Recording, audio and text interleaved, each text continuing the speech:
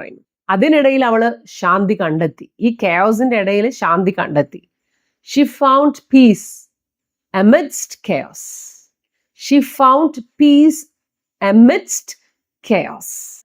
നല്ല പച്ച കളറിലെ പരവതാനി വിരിച്ച പോലെയുള്ള ഗ്രൗണ്ടുകളില്ലേ, പാടങ്ങളില്ലേ, അതിനിടയിൽ നല്ല പൂക്കൾ ഇങ്ങനെ വിടർന്നു നിന്നതെന്ന് ആലോചിച്ച് നോക്കിയേ. The flowers bloomed amidst the fields.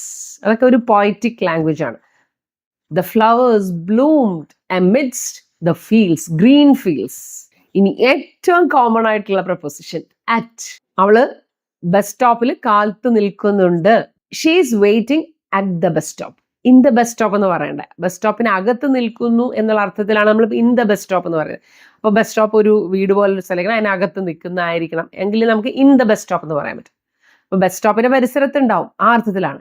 She is waiting at the bus stop. She is waiting at the bus stop. ഇന്നലെ ഞങ്ങൾ 6 മണിക്ക് ഞങ്ങൾ മീറ്റ് ചെയ്തു. അപ്പൊ സമയത്തിനും നമ്മൾ അറ്റ് ഉപയോഗിക്കും. We met at 6 PM yesterday. ഇന്നലെ 6 മണിക്ക് ഞങ്ങൾ മീറ്റ് ചെയ്തു. അപ്പൊ അത് മെറ്റ് എന്നാണ് പറയുക, പാസ്റ്റ് ടെൻസ്. അവൻ എന്നെ നോക്കി ചിരിച്ചു, സ്മൈൽ ചെയ്തു. ഹി സ്മൈൽഡ് അറ്റ് മീ എന്ന് പറഞ്ഞാൽ എന്നെ നോക്കി ചിരിക്കുന്നതിനാണ് നമ്മൾ അറ്റ് മീ എന്ന് പറയുന്നത്. എന്നെ നോക്കി പുഞ്ചിരിച്ചു.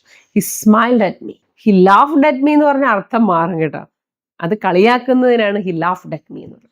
അതാണ്. അപ്പൊ സ്മൈൽഡും ലാഫ്ഡും തമ്മിലുള്ള വ്യത്യാസം മനസ്സിലായില്ലേ? അപ്പൊ ഇന്നത്തേക്ക് നമുക്ക് ഇത്രയും പ്രൊപ്പോസിഷൻസ് മതി. ഇത് നിങ്ങൾ നന്നായിട്ട് പഠിക്കുക, പ്രാക്ടീസ് ചെയ്യുക. ഓക്കെ, ഇനി നിങ്ങൾക്ക് ഫില്ലപ്പ് ചെയ്യാനായിട്ട് കുറച്ച് ക്വസ്റ്റ്യൻസ് ഞാൻ ഇവിടെ കാണിച്ചിട്ടുണ്ട്. അതിൻ്റെ കറക്റ്റ് ആൻസർ നിങ്ങൾ സെലക്ട് ചെയ്ത് ഇപ്പൊ തന്നെ കമന്റ് ബോക്സിൽ ടൈപ്പ് ചെയ്തിടുക.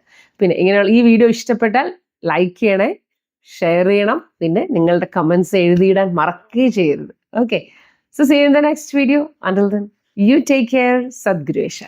പിന്നെ സ്പോക്കൺ ഇംഗ്ലീഷ് കോഴ്സിനും ഇംഗ്ലീഷ് ഗ്രാമർ കോഴ്സിനും കുട്ടികൾക്ക് ലിറ്റററി ഇവന്റ്സ് കോച്ചിങ്ങിനും ഒക്കെ ചേരാം. ഈ നമ്പറിൽ